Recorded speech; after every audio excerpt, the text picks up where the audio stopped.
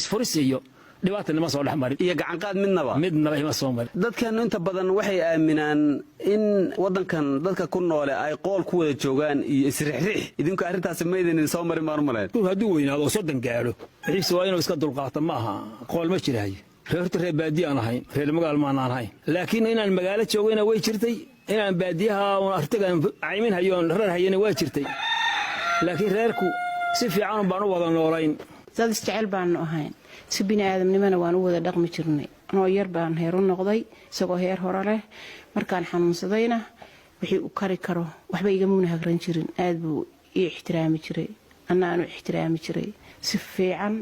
oo nabadgelyo ah iyo carruurtanadii noogu kacday annagoon marra isku dhicin khilaafkaana aan ruuxna una maqlin weliganaba rabshataana ah ruux ma maqlinba marka miyaad qarsan jirteen rabshada mise wayna idinka dhici jirinba hadday timaadana waan qarsan jirray waan xishoon jirray haddii kaleetana inta badan farxad baan ku wada noolayn sida runtii ah weligay muuna ii dilin 50 sana heerkanagu dhan yahay intaan wada jirray anoo 14 jir la ii guuriyay wax dhibaato ah weli maana isla soo marin iyagaaba kaaga badnaa baa laga yaabaa Soomaa hawsha reerka haddii iyagoo ama umul ama maaragtay buka oo cudur keenay oo waxa laga yaabaa inay haddana dhibaatadaas idin wada hayso iyagoo jiran oo caruur haysta oo mulaa inay jiradaas oo maqtakhtar heli karin wali xaasaskaaga mid kamida iyadii oo maqan oo ama dhaan ku maqan ama dhibaato kale oo reerka uun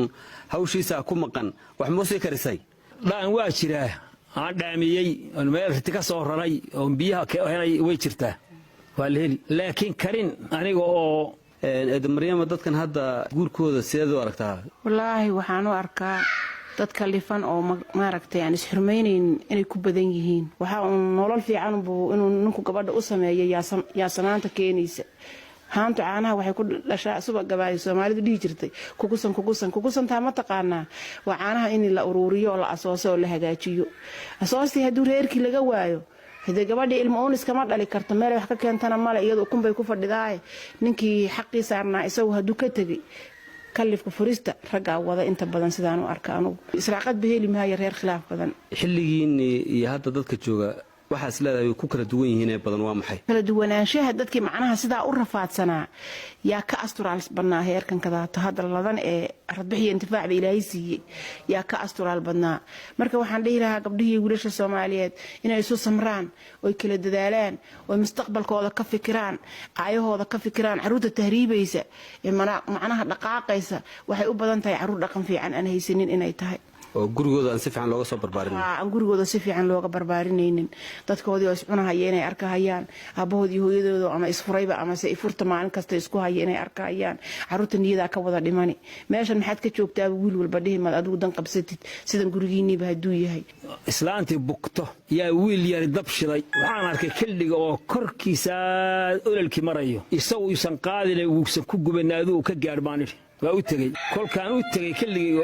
uu yiri aabo maanta intaasaan keenay iskool buudigarhay Soomaa maanta intaasaan keenay buu daano qalbigiisa isaga raaciyay baan kildhiga dhagta qabsaday gacanta oo dhan bay cadaatay marka gabadhaad raashin ku karinaysana way jirtaa way bugtaa caruurtii waa shifaanba waa bukaan